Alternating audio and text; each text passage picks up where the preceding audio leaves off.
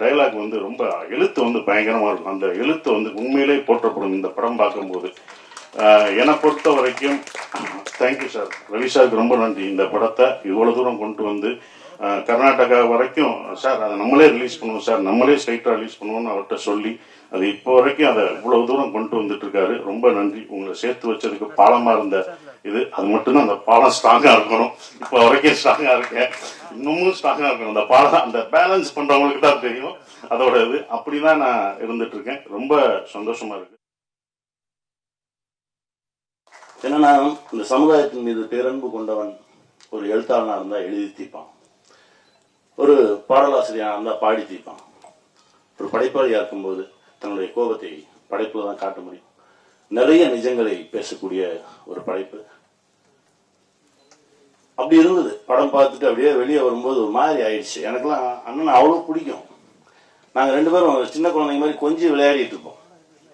ஆனா அவர்கிட்ட பேசவே இல்லை. நான் இன்னைக்குதான் பார்த்தேன். அவ்வளவு கோபம் வந்துருச்சு.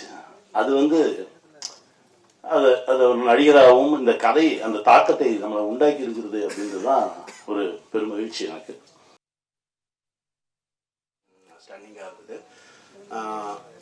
எது நல்ல படம்னு நான் சொல்லுவேன்னா, ஒரு பெரிய பட்ஜெட்ல எடுக்கிற படமோ, பெரிய ஹீரோ படமோ, பெரிய பாக்ஸ் ஆஃபீஸ் பண்ற படமோ கிடையாது. ஒரு ஹியூமனை வந்து பெட்டர் ஹியூமன் பீயிங்கா மாற்ற முயற்சி பண்ற படங்கள் தான் நல்ல படங்கள் நான் சொல்லுவேன்.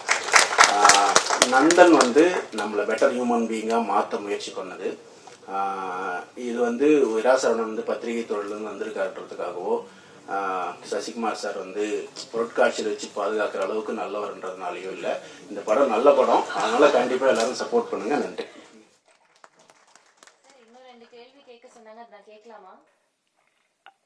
ஒரு சில படைப்புகள் தான் திரையரங்க விட்டு வெளியில போன பிறகு அந்த கதையும் கதைக்களமும் கதா மாந்தர்களும் நம் பின்னாடியே வருவார்கள், நம் கூடவே பல நாட்கள் இருப்பார்கள், நம் கண்ணை விட்டு நம் உணர்வை விட்டு அகல மறுப்பார்கள்.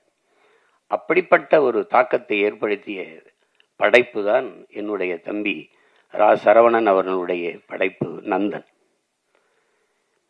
பல 100 ஆண்டுகளாக இந்த இனம் தூக்கி சுமந்து வருகிற வலியை திரை மொழியில் பதிவு செய்யப்பட்டிருக்கு.